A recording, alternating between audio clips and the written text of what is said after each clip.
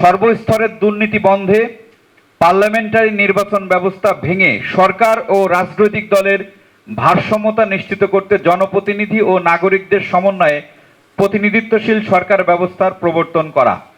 কোটি কোটি টাকা ওই দলের হয়ে ইনকাম করে তিনি জনপ্রশাসন থেকে শুরু করে আবার দেখা যায় যে মুখ্য সচিব হয়ে তিনি রিটায়ার্ড করেন।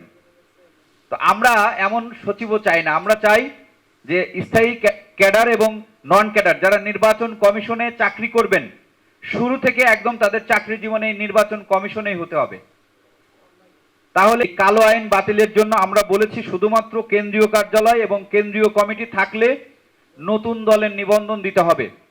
বিগত সময়ে আপনারা জানেন যে নতুন দল নিবন্ধনের জন্য 1/3 জেলা কমিটি, 100টি উপজেলা কমিটি এবং প্রত্যেকটি উপজেলায় 200 করে সদস্য লাগবে, দলীয় কার্যালয় লাগবে। আজকের এই সময়ে দাঁড়িয়ে যদি বিএনপি, আওয়ামী লীগ, জামাত, জাতীয় পার্টিকে যদি এই শর্ত ফিল আপ করতে বলা হতো শুরু থেকে, তারা পারতো না। সো এই কালো আইন বাতিল করা হোক। পাশাপাশি স্বতন্ত্র প্রার্থীর ক্ষেত্রে যে 1% ভোটারের স্বাক্ষর, এটি সম্পূর্ণ সংবিধানের পরিপন্থী। কারণ ভোট হচ্ছে একটি গোপন ব্যালট পেপারের মাধ্যমে আমি ভোট দিব।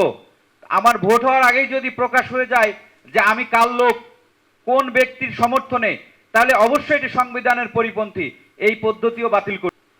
আরেকটি হচ্ছে বেকারত্ব দূরীকরণে কর্মমুখী শিক্ষা ব্যবস্থার পাশাপাশি এসএসসি পাঠ্যক্রমের পরে কারিগরি শিক্ষা ব্যবস্থা বাধ্যতামূলক করে 26 বছর বয়সের মধ্যে সরকারি চাকরি নিশ্চিত করা।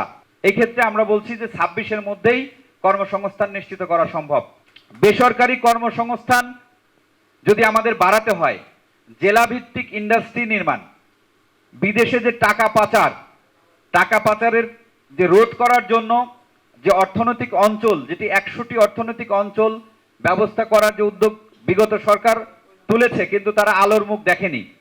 সেই প্লট বরাদ্দ এবং বিভিন্ন জায়গাতে অনিয়ম, দুর্নীতি তারা ব্যাপকভাবে চালিয়েছে।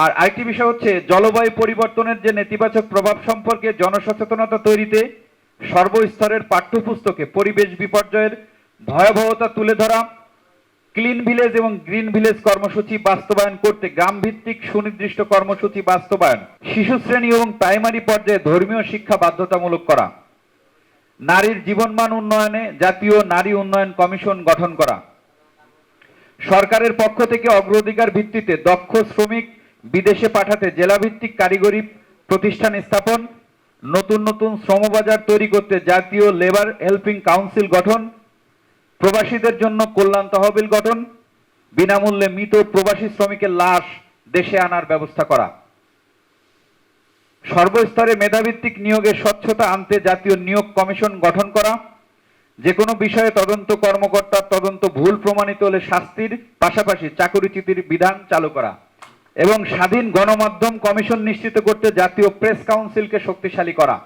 এবং সর্বশেষ যেটি রাষ্ট্রপতি ও প্রধানমন্ত্রীর ক্ষমতার ভারসাম্য নিশ্চিত করা। নির্বাচিত জনপ্রতিনিধির মেয়াদকালে জনপ্রতিনিধির বিরুদ্ধে রাষ্ট্রের যে কোনো নাগরিক আদালতে মামলা করতে পারবেন এমন বিধান চালু করা। পাশাপাশি যদিও আমাদের কনস্টিটিউশনে এটা আছে, কিন্তু খুব উপধারার মধ্যে আছে, ক্ষমতার মেয়াদকালে জনগণ চাইলে অনাস্থা প্রস্তাবের মাধ্যমে জনপ্রতিনিধি বাতিল করতে পারেন।